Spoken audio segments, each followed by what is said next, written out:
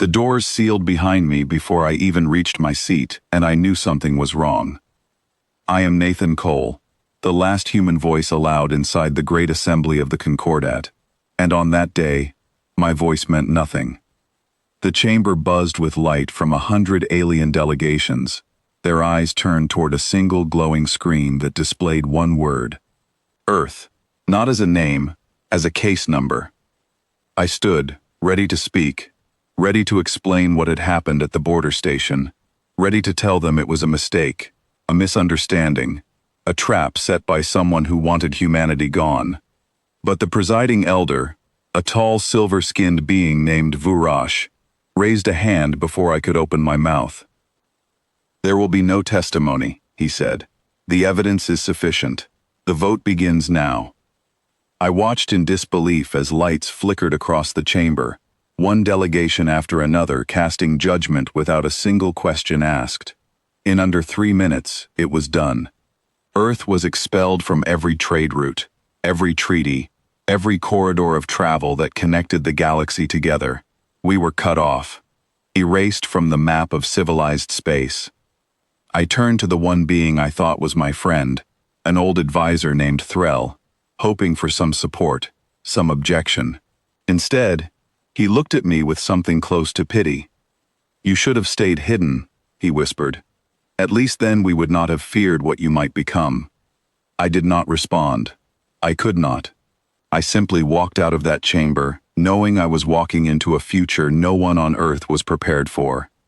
The trip home took weeks, and by the time I landed, panic had already spread through every continent. Fuel shipments had stopped. Medical shipments had stopped. The advanced systems we had learned to depend on, borrowed from alien technology, began failing one by one. Cities dimmed. Hospitals ran on emergency power.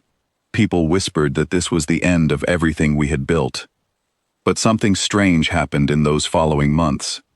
Instead of collapsing, Earth turned inward. I remember standing in a control room in Geneva, watching engineers argue over old blueprints that had been buried for decades, ideas abandoned when alien fusion cores became available.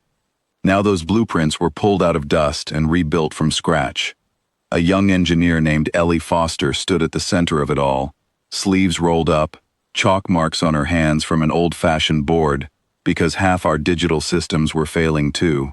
She looked exhausted, but her eyes were sharp with something I hadn't seen in years, determination that didn't need permission from anyone outside our planet.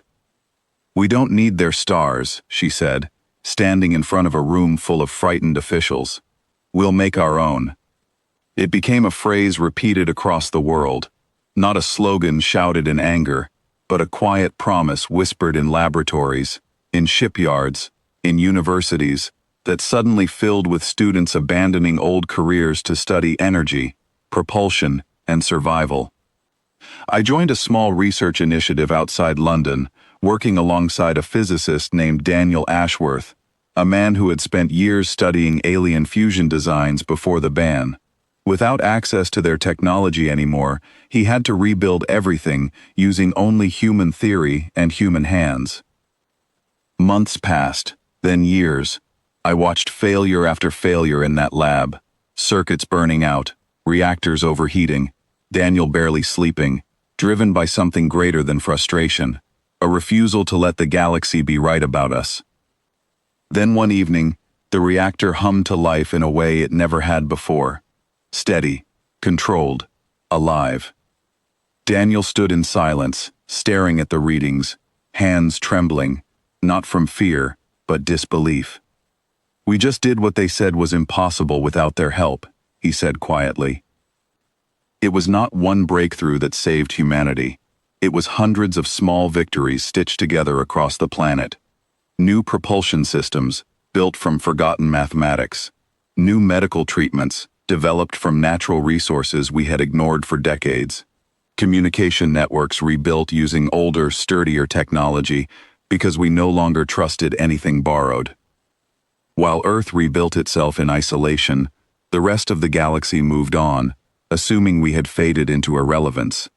That assumption became their mistake. Word came to us through old listening stations. Signals intercepted from Concordat channels.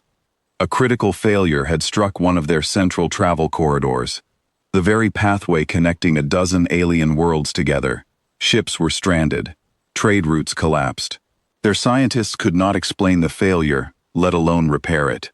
I remember the room falling silent when the signal was translated. This was the same corridor system Earth had once helped maintain, back before we were banished. Back when our engineers had studied its structure closely enough to understand its weaknesses. Daniel looked at me from across the lab, and for the first time in years, I saw something other than exhaustion in his eyes. I saw opportunity. "We know what's wrong with it," he said. "We always did." It took every ounce of restraint I had not to celebrate too soon. Helping them meant reopening a door that had once been slammed shut in our faces, but it also meant proving something no vote could take away from us. Our transmission left Earth 3 days later, carrying not a warning, not a plea, but a solution. Detailed, precise, and undeniable. It was addressed directly to the Concordat Science Council, bypassing the political chamber entirely. Weeks passed with silence. Then finally, a response arrived, hesitant and cautious, requesting confirmation that the solution had come from Earth. I sent the reply myself. Yes, it came from us. The species you decided wasn't worth hearing from. Their scientists tested our solution under strict supervision, expecting failure, expecting some trick. Instead, the corridor stabilized within hours. Ships that had been stranded for weeks began moving again. Entire trade routes reopened, saving countless communities from resource shortages that had begun mirroring our own crisis. I was asked to return to the assembly, this time not as an observer, but as a representative permitted to speak. The chamber felt different when I walked back in. Fewer confident stares, more curious, uncertain glances. Vurash stood to address me, his tone far less commanding than before. "Your solution restored stability across multiple systems," he said. "The Council wishes to understand how a species with no access to our technology accomplished what our own scientists could not." I looked around the chamber, at delegates who had once voted against us without a single question, and I let the silence stretch just long enough to make my next words matter. "Because you took away our access," I said, "not our ability to think. You assumed a species left alone would collapse. Instead, we built everything you thought only you could build, without the tools you gave us, and without the permission you never offered." Threll, the same advisor who once whispered his warning to me, stood quietly near the back of the chamber, watching without interrupting. There was no pity in his expression this time, only quiet reconsideration.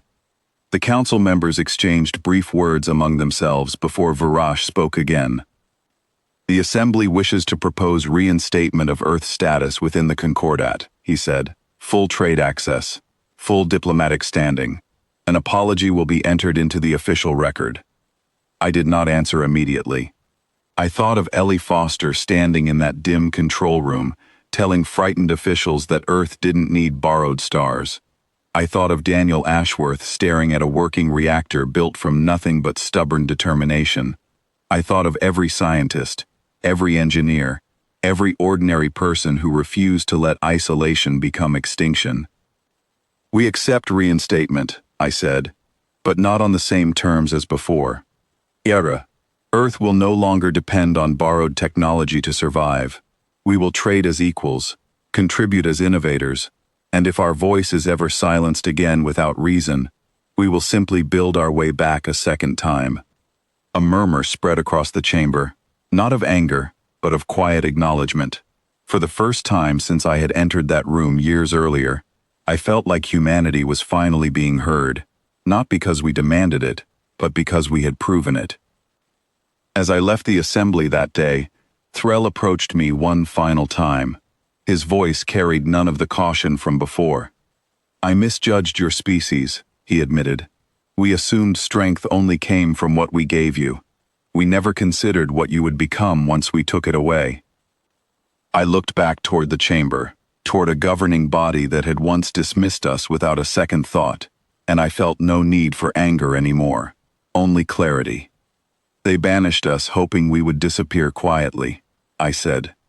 Instead, we came back louder than anyone expected, not with threats, but with proof.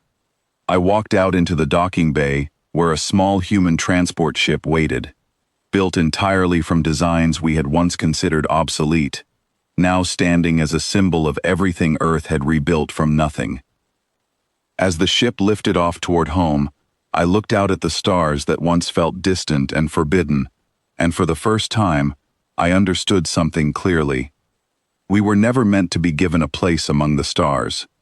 We were meant to build one ourselves.